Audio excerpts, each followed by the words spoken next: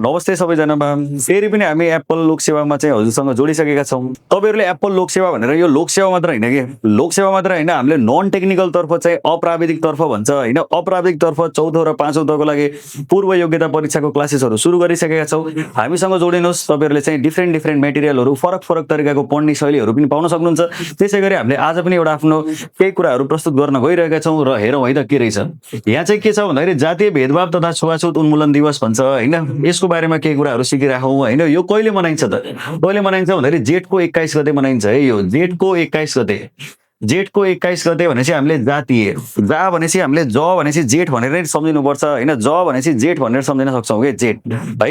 जे ज भनेपछि त जेठै त हो नि, जबाट आउने होइन। जबाट आउने भनेपछि जेठ भइहाल्यो। जेठ भइसकेपछि हामीले के बुझ्नुपर्छ भन्दाखेरि जातीय भेदभाव हुनु हुँदैन, कहिले पनि हुनु हुँदैन होइन। जातीय भेदभाव छुवाछुत कहिले पनि हुनु हुँदैन होइन। यो कहिले पनि हुँदैन। यो एक गरेर एक नम्बरमा कहिले पनि हुनु हुँदैन। त्यसपछि अर्को भनेको यो दोस्रो पटक पनि कहिले पनि हुनु हुँदैन। जस्तै मानौँ पहिलो पटक त हुनै भएन, तर मान्छेले कहिलेकाहीँ मानेन भने त्यसले दोस्रो पटकदेखि दोहोऱ्याउनै भएन कि त्यसलाई दोहोऱ्याउनै भएन। उसलाई चाहिँ केही न केही कारबाही गर्नुपर्छ। त्यही भएर एक पटक मौका दिन पाइयो, तर मौका पनि हुँदैन। किन भन्दा सोचेर बोल्नुपर्छ हामीले होइन। त्यही भएर हामीले के बुझ्नुपर्छ, जातीय भेदभावलाई चाहिँ हामीले एक र प्रथम स्थान र द्वितीय स्थानमा पनि हामीले राख्न सक्छौँ। प्रथम स्थान हो राख्ने खासमा होइन, यसलाई अन्यथा नलेख्नु होला। प्रथम स्थान हो राख्ने, तर प्रथम स्थानसँग कहिलेकाहीँ के हुन्छ, कहिलेकाहीँ त्यसपछि हामीले यसलाई चाहिँ द्वितीय स्थान भनेको टप 2 मा राख्नुपर्छ कि टप 2। यो भनेको टप विषय हो होइन। त्यही भएर हामीले 1 र 2 भनेर सम्झिन सक्छौँ। 1 र 2 भनेपछि तपाईँहरूलाई लाग्ला होइन 12 हो कि भनेर, 12 भनेर पनि झुकिन भएन कि। तपाईँहरू के बुझ्नु पर्यो भन्दाखेरि जेठ भनेको त दोस्रो महिना हो नि त। जेठ भनेको दोस्रो महिना हो र जातीय भेदभाव कहिले पनि हुनु हुँदैन भनेको, जातीय भेदभाव भनेको एक पटक पनि गल्ती गर्नु हुँदैन बोल्दाखेरि। त्यही भएर के हुन्छ 21 भनेर सम्झिन सक्छौँ कि 21। हेर्नुहोस् है पढ्ने तरिका कति सजिलो भयो। जातीय भेदभाव तथा छुवाछुत उन्मूलन कहिले मनाइन्छ भनेर बुझ्दाखेरि ज भनेपछि जातीय भनेपछि जेठ सम्झिनुहोस्, जेठ ज भनेपछि जेठ सम्झिनुहोस्।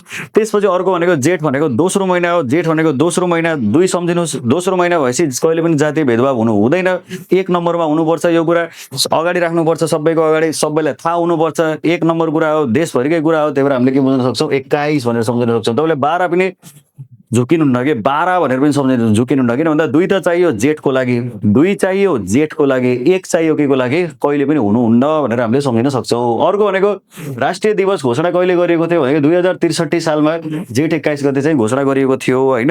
यो आन्दोलनको विषयमा चाहिँ जब आन्दोलन भएको थियो होइन नेपालमा, त्यो बेला चाहिँ 63 सालमा चाहिँ यसलाई चाहिँ घोषणा गरिएको थियो भनेर पनि हामीले सम्झिन सक्छौँ। 63 लाई पनि सम्झिनलाई तपाईँहरूले के सम्झिनुहोस् भन्दाखेरि तपाईँको 8 गर्दाखेरि होइन, 8 × 8 गर्दाखेरि त 64 हुन्छ नि त होइन। र 64 हुन्छ भनेपछि त्यसको नजिकैको एउटा नम्बर छ भनेपछि 63 भनेर पनि सम्झिन सक्छौँ होइन। अर्को भनेको यहाँ के छ, के को सम्झनामा यो दिवस मनाइन्छ भन्दाखेरि सरकारले नेपाललाई जातीय छुवाछुत मुक्त राष्ट्र घोषणा गरेको दिनको सम्झनामा चाहिँ यसलाई चाहिँ मनाउने गरिन्छ होइन। सरकारले चाहिँ नेपाललाई चाहिँ जातीय छुवाछुतको एउटा मुक्त राष्ट्र भनेर घोषणा गरेको थियो, त्यही भएर पनि मनाउने गरिन्छ होइन। यसलाई फेरि दोहोऱ्याएँ है त मैले।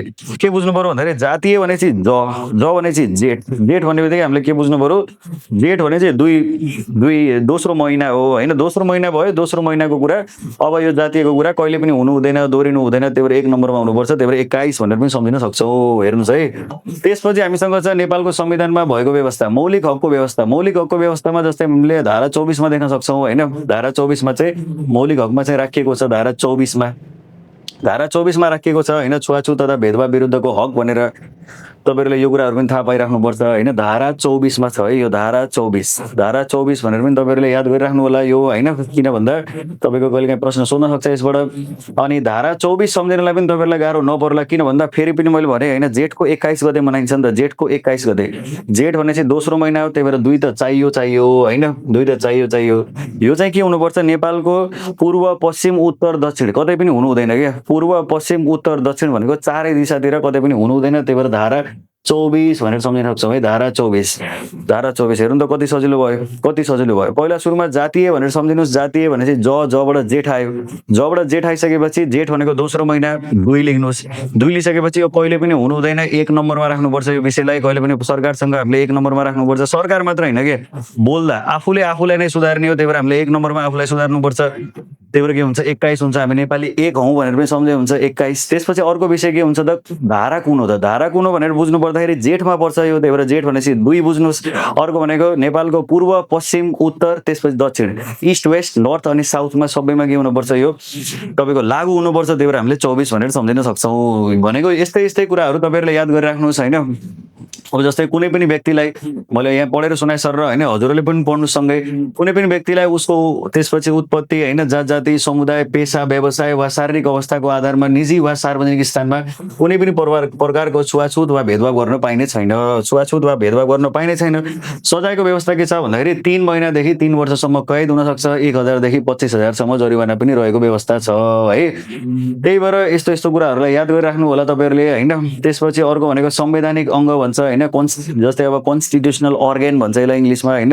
अब अर्गेनमा के छ भन्दाखेरि दलितहरूको अधिकार संरक्षण र छुवाछुत अन्त्यका लागि राष्ट्रिय दलित आयोग है, राष्ट्रिय दलित आयोगलाई संवैधानिक अङ्गको मान्यता दिएको छ, अङ्गको रूपमा पनि राखिएको छ है। त्यही भएर हामी के बुझ्नुपर्छ भन्दाखेरि हामीले आफूले आफूमै एउटा चेन्ज ल्याउनुपर्छ, हामीले आफूले आफूलाई नै परिवर्तन गर्नुपर्छ। जेठ 21 गतेलाई एकदम राम्रोसँग मनाउनुपर्छ र सम्झिनु पनि पर्छ, बिर्सिनु हुँदैन। जेठ 21 आयो गयो भयो होइन, सक्यो भनेर हामी मात्र बस्नु हुँदैन। जेठ 21 सम्झौँ, धारा 24 सम्झौँ, धारा 24 सम्झेपछि हामीले यसमा चाहिँ अरू कुराहरू पनि प्रावधानहरू देख्न सक्छौँ। तपाईँहरूलाई कस्तो लाग्यो होइन, लाइक गर्नुहोस्, याद भयो कि भएन, अनि त्यसपछि कस्तो लाग्यो होइन कमेन्ट गर्नुहोस्, सेयर गर्नुहोस्, आफ्नो साथीहरूलाई पनि ट्याग गर्नुहोस्, अनि हामीसँग एप्पल लोकसेवामा जोडिनुहोस् यस्तै यस्तै मेटेरियलको लागि। Thank you.